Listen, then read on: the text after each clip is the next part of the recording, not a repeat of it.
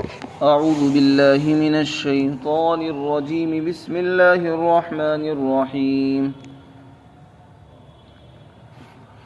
وإن لوطا لمن المرسلين إذ نجيناه وأهله أجمعين إلا عجوزا في الغابرين ثم دمرنا الآخرين وإنكم لتمرون عليهم مصبحين وبالليل أفلا تعقلون. وإن يونس لمن المرسلين إذ أبق إلى الفلك المشحون فساهم فكان من المدحضين فالتقمه الحوت وهو مليم فلولا أنه كان من المسبحين للبث في بطنه إلى يوم يبعثون فنبذناه بالعراء وهو سقيم وأنبتنا عليه شجرة من يقطين وأرسلناه إلى 100,000 أو يزيدون فآمنوا فمتعناهم إلى حين. اور بے شک حضرت لوط علیہ السلام بھی پیغمبروں میں سے ہیں. جس وقت ہم نے ان کو نجات عطا فرمائی اور ان کے گھر والوں کو نجات عطا فرمائی، وہ وقت بھی یاد کرنے کے قابل ہے، سوائے ایک بوڑھیا عورت کے جو باقی رہنے والے اور ہلاک ہونے والے لوگوں میں رہی. پھر ہم نے دوسرے لوگوں کو ملیا میٹ کر دیا، یعنی ہلاک کر دیا. اور اے مکہ والو، تم تو واقعتاً ان کے پاس سے گزرتے ہو صبح کے وقت میں اور رات میں بھی، تو کیا تم اس چیز سے سمجھ حاصل نہیں کرتے ہو؟ اور یقیناً یونس علیہ السلام بھی پیغمبروں میں سے تھے. یہ وقت یاد کرنے کے قابل ہے کہ جب وہ ایک بھری ہوئی کشتی کی طرف کو بھاگ کر چلے گئے اور پھر کشتی والوں نے قرع ڈالا، تو وہی ہارنے والوں میں سے رہ گئے، اور اس کے بعد مچھلی نے ان کو لقمہ بنایا اور وہ اس کے اندر مصیبت میں رہے. اگر وہ تسبیح کرنے والے نہ ہوتے تو مچھلی کے پیٹ کے اندر اس دن تک ٹھہرے رہتے جس دن لوگوں کو قبروں سے اٹھایا جائے گا.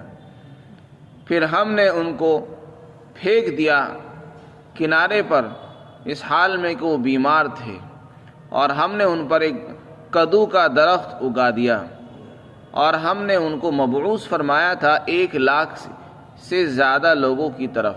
چنانچہ ان کی قوم کے لوگ ایمان لائے اور ہم نے ان کو ایک وقت تک کے لیے عیش دیا. حضرت لوط علیہ السلام بھی انبیاء علیہم السلام میں سے ہیں. حضرت لوط علیہ السلام کو اللہ تعالیٰ نے نبی بنایا اور نبی بنا کر ان کو بستیوں کی طرف مبعوث فرمایا. حضرت لوط علیہ السلام کو جس بستی کی طرف مبعوث فرمایا تھا، وہاں کے لوگوں کے اندر بہت سی خرابیاں تھیں.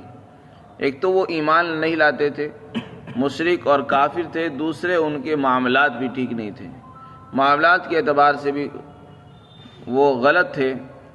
اور تیسرے بدفعلی کے وہ شکار تھے، یعنی مردوں سے شہوت رانی کرتے تھے. اللہ تعالیٰ کو یہ بات پسند نہیں آئی. اللہ تعالیٰ نے ان کی رہنمائی اور رہبری کے لیے حضرت لوط علیہ السلام کو نبی بنا کر مبعوث فرمایا.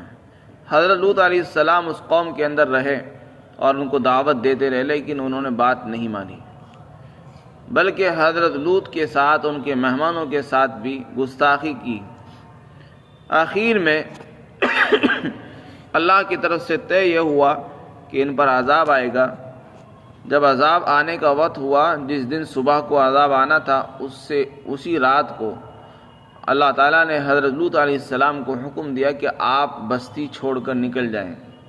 یہ اللہ کا دستور ہوتا تھا کہ جب کسی قوم کے اندر نبی ہوتا ہے، نبی کے ہوتے ہوئے کبھی عذاب نہیں آتا. قرآن کریم میں بھی ہے، اللہ تعالیٰ نے فرمایا کہ اللہ تعالیٰ عذاب نہیں دے سکتا جب تک کہ آپ اس قوم کے اندر موجود رہیں. 2 باتیں بتائی گئی ہے قرآن میں کہ اگر یہ 2 باتیں کسی قوم کے اندر ہوگی کبھی ان پر عذاب نہیں آئے گا. ایک تو یہ بتایا کہ اگر کسی قوم میں کسی بستی میں کوئی اللہ کا نبی موجود ہو، اس کے ہوتے ہوئے کبھی عذاب نہیں آتا۔ اس سے پتہ چلا کہ نبی کا وجود اور ان کا موجود رہنا یہ بھی بڑی برکت کی چیز ہے اور بڑی مصیبتوں سے بچنے کا سامان ہے۔ چاہے ہم اس کو بوجھ سمجھیں، لیکن اللہ کی طرف سے اس کے ہوتے ہوئے بڑی بڑی مصیبتیں دور ہو رہتی ہیں۔ یہ اللہ کے نبی کی برکت ہے۔ اور دوسری بات یہ فرمائی کہ جس قوم کے اندر استغفار کرنے والے، رونے دھونے والے لوگ ہوتے ہیں، اللہ کے سامنے گر گڑانے والے، رونے والے، توبہ کرنے والے موجود ہوں گے، وہاں کبھی عذاب نہیں آئے گا۔ عذاب جب آتا ہے جب لوگ رونا چھوڑ دیں، اللہ کے سامنے توبہ کرنا چھوڑ دیں، تو پھر عذاب آتا ہے۔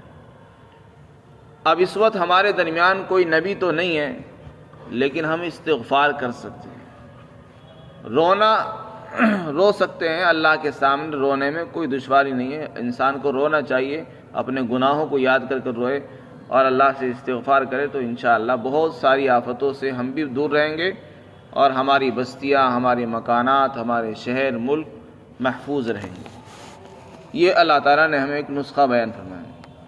اور یہ جو عذاب آ رہے ہیں، کبھی زلزلے آ رہے ہیں، کبھی آفتیں، آسمانی آفتیں آتی ہیں، تو یہ سب استغفار کے نہ کرنے کی وجہ سے۔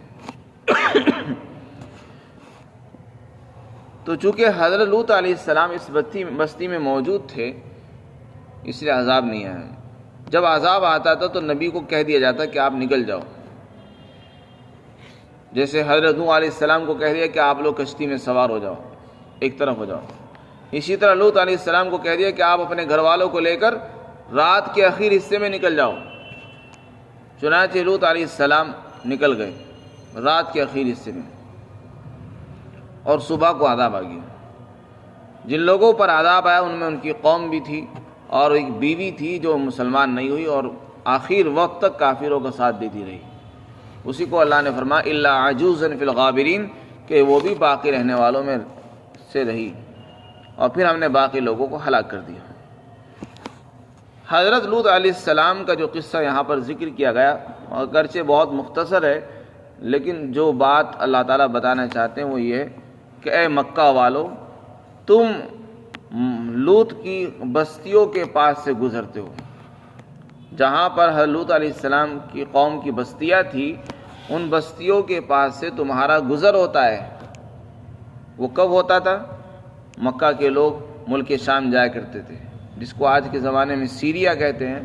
اس زمانے میں لوگ مکہ سے ملک شام تجارت کے لیے جاتے تھے، وہاں سامان لے جاتے، وہاں سے سامان لے کر آتے تھے، تو یہاں سے سامان وہاں لے جاتے، وہاں کا سامان یہاں لے کر آ کر فروخت کرتے تھے۔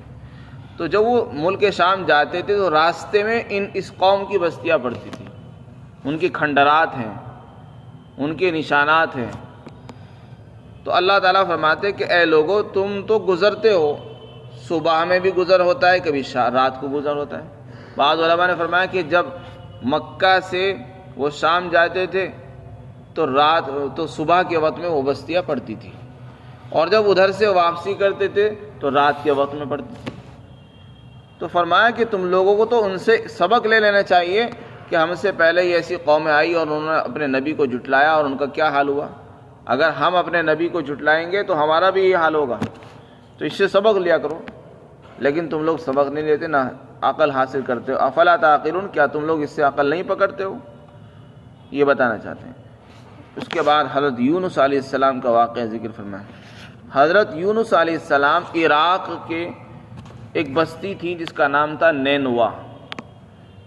موصل کے شہر میں ایک بستی ہے جس کا نام نینوا ہے، اس بستی کے اندر مبعوث ہوئے۔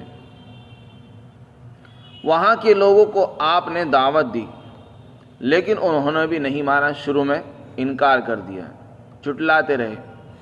حضرت یونس علیہ السلام نے دعا فرمائی، اللہ کی طرف سے طے ہو گیا کہ عذاب آئے گا۔ حضرت یونس علیہ السلام نے اپنی قوم کو بتا دیا کہ دیکھو، ایمان نہیں لائے تھے، تم ایمان نہیں لاتے ہو، 3 دن میں تمہارے اندر عذاب آئے گا، اور 3 دن کے بعد تم سب ہلاک ہو جاؤ گے۔ وہ لوگ گھبرا گئے، کہنے لگے کہ یونس جو ہے جو بات کرتے ہیں وہ سچ ہوتی ہے، جھوٹ کبھی نہیں بولتے۔ چنانچہ 2 دن انہوں نے انتظار کیا، یونس علیہ السلام پہلے ہی بستی چھوڑ کر نکل گئے، چونکہ اللہ کا حکم ہوتا ہے جب عذاب آتا ہے تو آپ نکل جاؤ۔ حضرت یونس علیہ السلام نے بستی چھوڑ دی، باہر چلے گئے۔ انہوں نے انتظار کیا، 2 دن انتظار کیا، عذاب نہیں آیا، تیسرے دن انتظار کیا، عذاب نہیں آیا، پھر دیکھا کہ کچھ آثار نظر آنے لگے عذاب کے، تو یونس علیہ السلام کو تلاش کیا، وہ ملے نہیں، تو وہ لوگ گھبرا گئے، کہنے لگے کہ یونس نے جو کہا تھا وہ سچ ہے اور عذاب آ رہا ہے۔ تو پوری قوم اکٹھی ہو گئی اور سب لوگ رونے لگے، اللہ سے توبہ کی، سچی توبہ کی اور ایمان لے آئے۔ اللہ تعالیٰ کو ان پر رحم آیا، اللہ تعالیٰ نے ان کو معاف فرما دیا اور عذاب کو ٹال دیا۔ یہ وہ ایک قوم ہے جس کے اوپر عذاب آیا لیکن اللہ نے ان کے اوپر سے عذاب کو ٹال دیا، یہ انہی کی خصوصیت ہے، ورنہ جب اللہ کا عذاب آتا ہے نہ تو پھر ایمان قبول ہوتا ہے اور نہ کسی کی توبہ قبول ہوتی ہے۔ فَلَوْلَا كَانَتْ قَرْيَةٌ آمَنَتْ فَنَفَعَهَا إِيمَانُهَا إِلَّا قَوْمَ یونس، اللہ تعالیٰ اس آیت میں فرماتے ہیں کہ کوئی بستی ایسی کیوں نہ ہوئی کہ وہ ایمان لاتی اور ان کا ایمان ان کو نفع دیتا ہے، جیسے مگر یونس علیہ السلام کی قوم کہ وہ ایمان لائے اور ان کو فائدہ ہوا۔ تو حضرت یونس علیہ السلام تو نکل گئے اور ادھر انہوں نے توبہ کر لی، توبہ کی وجہ سے عذاب آتا آتا وہ رک گیا اور پھر پکے سچے مسلمان ہو گئے۔ حضرت یونس علیہ السلام بستی سے باہر چلے گئے تھے، جب انہوں نے دیکھا کہ 3 دن ہو گئے اور 3 دن کے بعد بھی عذاب نہیں آیا، تو اب ان کے دل میں یہ بات آئی کہ اگر میں بستی واپس جاؤں تو لوگ مجھے کہیں گے جھوٹا ہے، اور اس زمانے کا قانون یہ تھا کہ جس کا جھوٹ ثابت ہو جاتا تھا اس کو لوگ قتل کر دیا کرتے تھے۔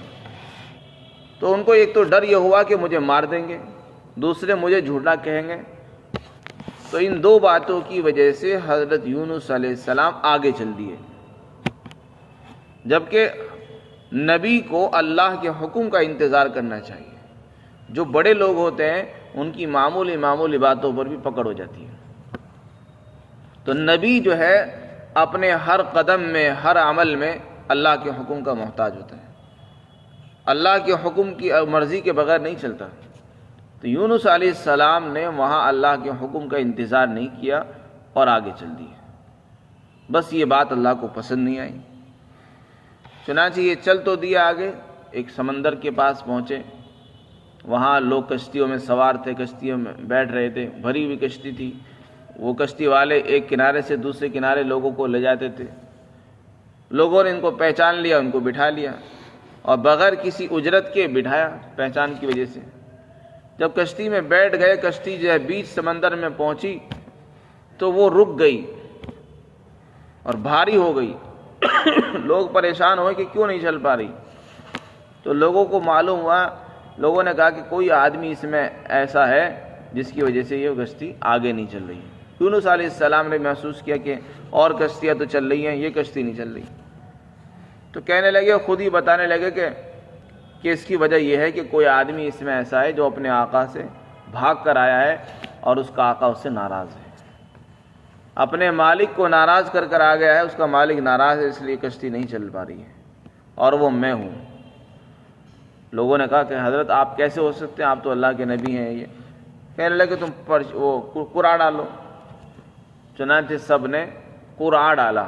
قرعہ کا مطلب تیر پانی میں ڈالتے تھے اس زمانے میں، جس کا تیر نیچے بیٹھ جائے تو وہ صحیح ہے، اور جس کا تیر پانی کے اوپر رہے گا بس وہی غلط ہوگا۔ چنانچہ سب لوگوں نے قرعہ ڈالا تو یونس علیہ السلام کا ہی قرعہ نکلا، یعنی وہی غلطی پر تھے۔ 3 مرتبہ قرعہ ڈالا گیا، 3 مرتبہ یونس کا ہی نام آیا۔ چنانچہ طے یہ ہوا کہ جس کا قرعہ نکلے اسی کو پانی میں ڈال دیا جائے۔ چنانچہ یونس علیہ السلام خود ہی پانی میں کود گئے۔ ادھر اللہ کی طرف سے انتظام یہ ہوا کہ اللہ تعالیٰ نے پہلے ہی مچھلی کو حکم دیا، مچھلی تیار تھی اور اس نے آپ کو لقمہ بنا لیا۔ یونس علیہ السلام کو اپنے پیٹ کے اندر لے لیا، چبایا نہیں، پورے جسم کو اندر لے گئی، بڑی مچھلی تھی، اور کئی دن تک جو ہے ان کو اپنے پیٹ میں رکھا۔ حضرت یونس علیہ السلام چونکہ اپنی غلطی پر متنبہ ہو چکے تھے، اس لیے مچھلی کے پیٹ میں جانے کے بعد بھی اللہ کی تسبیح بیان کرتے رہے۔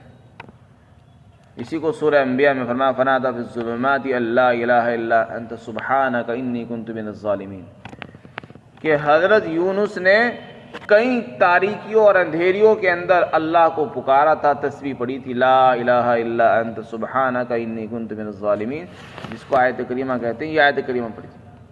3 تاریکیاں علماء نے لکھی ہیں. ایک تو رات کا اندھیرا تھا، دوسرے مچھلی کے پیٹ کا اندھیرا، اور پھر سمندر کے پانی کا اندھیرا. تو 3 اندھیروں کے اندر قرآن کہہ رہا اندھیریوں میں انہوں نے اللہ کو پکارا تو ہم نے ان کو نجات عطا فرما دی. فنادى في الظلمات لا الہ الا انت سبحانک، کہ اللہ تیرے سوا کوئی معبود نہیں اور میں ہی ظالم ہوں. اس کا مطلب ہے اے اللہ تیرے سوا کوئی معبود نہیں اور میں ہی ظالم ہوں، میں ہی ظالم ہوں، میں ہی ظالم ہوں. جب انہوں نے اس طرح مسلسل تسبیح پڑھی تو اللہ تعالیٰ نے ان کو معاف فرما دیا. فاستجبنا له ونجیناہ من الغم وکذلک ننجی المؤمنین. فرمایا جہاں انہوں نے ہمیں پکارا تو ہم نے ان کی دعا قبول فرمائی، توبہ قبول کی، اور ان کو غم سے ایک گھٹن سے نجات عطا فرمائی اور مچھلی کے پیٹ سے ان کو باہر نکال دیا. چنانچہ مچھلی کو حکم ہوا، مچھلی نے کنارے پر ان کو ڈال دیا. لیکن جب باہر آئے تو چونکہ باہر کی آب و ہوا سے محروم ہو گئے تھے، خوراک اور غذا سے بھی محروم تھے، اس لیے بیمار اور مزمحل کمزور ہو گئے، بہت زیادہ دبلے پتلے ہو گئے. جیسے باہر آئے تو ان کو صحت کی ضرورت تھی، غذا کی ضرورت تھی اور سائے کی بھی ضرورت تھی. اللہ تعالیٰ نے وہاں پر ایک درخت اگایا جو بیل دار درخت تھا، جس کے اندر بیل تھی، اس سے ان کو سایہ ملا. اور ایک بکری کو اللہ نے جو ہے اس پر مقرر فرمایا کہ وہ آتی تھی، جنگلی بکری، اور آپ کو دودھ پلا دیا کرتی تھی. اس طریقے سے وہ تندرست ہو گئے اور اس قابل ہو گئے کہ وہ چل پھر سکیں. تو اللہ تعالیٰ نے اس طریقے سے ان کو نجات عطا فرمائی. اسی واقعہ کو یہاں پر ذکر فرمائے. اس کے بعد پھر یہ اپنی قوم کے اندر پہنچے. ان کی قوم کے لوگ سب مسلمان ہو گئے، جبکہ پہلے وہ مسلمان نہیں تھے، لیکن اب سارے مسلمان ہو گئے. کتنے لوگ تھے؟ قرآن نے فرمایا کہ 1 لاکھ سے بھی زیادہ تھے. ترمذی کی روایت میں زیادتی سے مراد ہے 20,000. 1,20,000 لوگ تھے اور سب کے سب مسلمان ہوئے. اور پھر ایک زمانے تک اللہ نے ان کو مہلت دی اور وہ دنیا میں مزے کرتے رہے. اس کے بعد پھر ان کا انتقال ہوا. اسی کو اللہ تعالیٰ فرماتے ہیں اور یونس بھی پیغمبروں میں سے ہیں، اور اس وقت کو یاد کرو جب وہ بھاگ کر چلے گئے ایک بھری ہوئی کشتی کی طرف، پھر انہوں نے قرعہ ڈالا اور وہی ہارنے والوں میں سے ہو گئے. یعنی وہ قرعے میں ہار گئے. قرعہ کہتے ہیں پرچی ڈالنے کو. اس زمانے میں پرچی نہیں ڈالتی جاتی تھی، بلکہ پانی میں ہی لکڑی ڈالتے تھے، تیر ڈالتے تھے. جس کا تیر اوپر رہ جاتا تھا تو وہ ہار جاتا تھا. فَالْتَقَمَهُ الْحُوتُ. اس کے بعد مچھلی نے ان کو نگل لیا اور وہ مصیبت میں تھے، گھٹن میں تھے. اگر وہ اللہ کی تسبیح بیان نہ کرتے تو وہ قیامت کے دن تک اس کے پیٹ میں ہی رہتے. قرآن کہہ رہا ہے کہ اگر وہ تسبیح نہ پڑھتے وہاں رہ کر تو قیامت تک اسی کے پیٹ میں رہتے. جیسے کہ انسان قبر کے پیٹ میں رہتا ہے اور جب قیامت آئے گی تو سب لوگ اپنی قبروں سے باہر آئیں گے، اسی طرح یونس بھی قیامت کے دن ہی باہر آتے ہیں. یہ تسبیح کی برکت تھی کہ اللہ نے ان کو کتنی بڑی مصیبت سے، گھٹن سے نجات عطا فرمائی. اس لیے انہوں نے لکھا ہے کہ آیت کریمہ کے اندر یہ تاثیر ہے کہ انسان اگر اس کو گھٹن میں، مشکلات میں پڑتا ہے، اللہ تعالیٰ اس کو بہت سی مشکلات سے نجات عطا فرماتے ہیں. فَنَبَذْنَاهُ بِالْعَرَاءِ.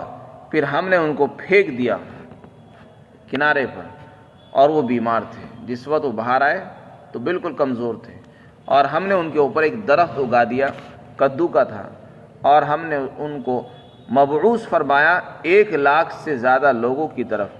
چنانچہ وہ لوگ ایمان لائے، اور پھر ہم نے ان کو ایک وقت مقررہ تک کے لیے عیش دیا، یعنی مزے کرائے. اللہ تعالیٰ ہم سب کو عمل کی توفیق نصیب فرمائے.